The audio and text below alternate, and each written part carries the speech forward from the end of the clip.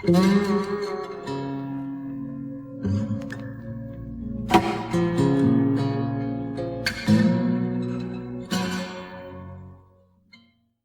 following is an excerpt from Courtney White's book, 50 Low-Cost, Low-Tech, Nature-Based Practices for Combating Hunger, Drought, and Climate Change.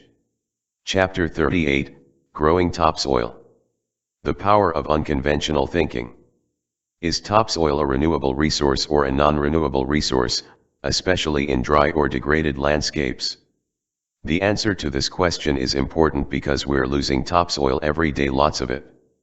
Geologically, topsoil is produced by the physical and chemical weathering of rock as plant roots widen cracks made by freezing and thawing action, and carbonic acid in raindrops breaks down the pieces into sand, silt, and clay particles, as does the grinding work of glaciers. Just add organic matter, carbon, and voila, topsoil. However, it may take as long as 1,000 years to build an inch of biologically active soil through this process, which makes topsoil a non-renewable resource on human time scales. Nearly 2 billion tons of topsoil erode annually from American farms and ranches, primarily due to poor agricultural practices. Most of this soil washes into creeks and lakes and out to sea. Actually, 2 billion tons is a big improvement. 25 years ago, the amount of topsoil lost annually to erosion was 40% higher. The difference is the adoption of a suite of agricultural practices, including the use of cover crops, no-till farming, and regenerative grazing that reduce the erosive power of rain and wind. The goal of these practices is the conservation of topsoil for the future. In other words, if soil is a non-renewable resource, the best we can do is slow down its rate of loss. But what if topsoil was also a renewable resource? What if a farmer or rancher could create an inch of biologically active topsoil in a decade? According to conventional thinking, that can't be done, not with chemical-based agriculture, anyway. Fortunately, unconventional thinkers have had other ideas. Take Charles Darwin. In his final book, published shortly before his death in 1882, the great scientist focused his research on the lowly earthworm and the role it played in the mystery of soil formation. By conducting a variety of experiments in his backyard over many years, Darwin discovered that topsoil can be expanded, deepened, in only a matter of years, largely as a result of the digestive work of earthworms. This was big news at the time. The idea that soil was biologically alive with critters transforming inert subsoil into rich topsoil by eating and pooping was rather revolutionary. Of course, Darwin had the advantage of living in England, where moist conditions can speed up biological processes.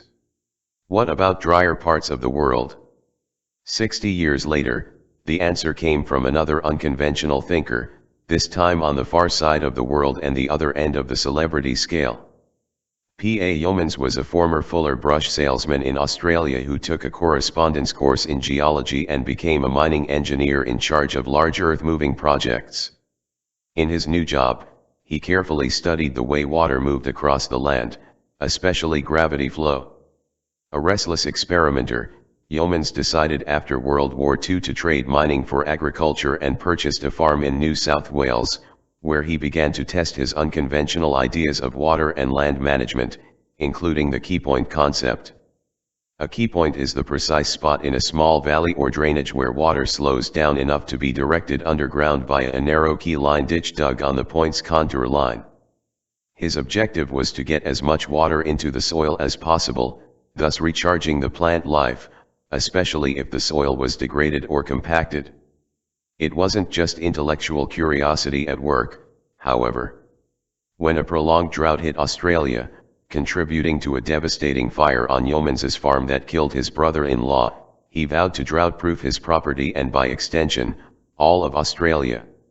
Explaining his goals, Yeomans wrote, "The landman's job is not so much to conserve soil as it is to develop soil and to make it more fertile than it ever was." Yeomans pioneered two paths toward his goal. The first involved a tool. On a visit to Texas, he watched a chisel plow in action and realized that with modifications this plow was ideal for ripping keyline contours across farms and ranches. A chisel plow cuts a narrow, deep furrow, 8 to 12 inches, without turning over the dirt, and is used primarily to loosen rocky or compacted soils. Yeomans recognized its potential for encouraging water and oxygen infiltration in the soil, keys to revving up biological life underground.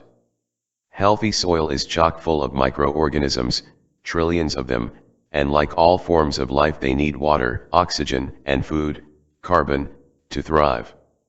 But if soil becomes compacted, all life underground suffers.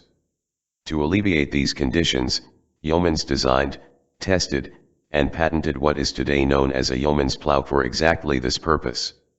His second innovation was conceptual, what scientists today call resilience thinking, how to bounce back ecologically or economically from a surprise or shock.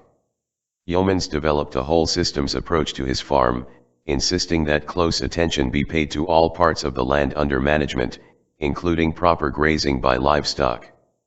Goal setting, design, testing, and retesting needed to be incorporated into every farming enterprise, he said, and appropriate scales needed to be respected.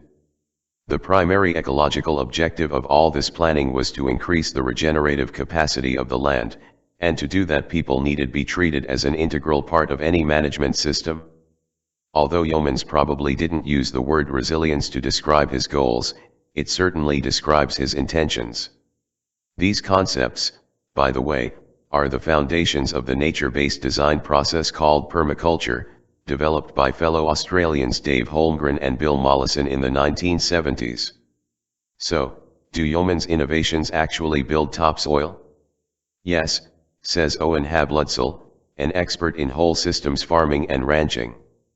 The Yeoman's plow is a good tool for fixing a damaged water cycle, Hablutzel told me, by preparing compacted soil for rain. 1 or 2 8-inch deep rips by the plow below the label, top, layer of soil jumps up the level of biological activity. The chances are good, he said, that the plow can increase soil carbon as a result. Among farm and ranch clients, and Keyline projects I've known personally in New Mexico, Texas, Nevada, and California, Hablutzel said, we have seen increased topsoil and soil organic matter, restored pasture on abused former cropland, reduced soil loss from erosion, reduced or eliminated invasive brush, longer growing seasons, and greatly increased soil moisture, soil life, and overall fertility. The Keyline strategy works well in dry country too, perhaps especially in arid lands. That's because every drop of water is precious, particularly in a drought, and any method that can get more of the wet stuff to the roots of plants, the better. Despite these successes, however, Yeomans's ideas remain unconventional for many in agriculture.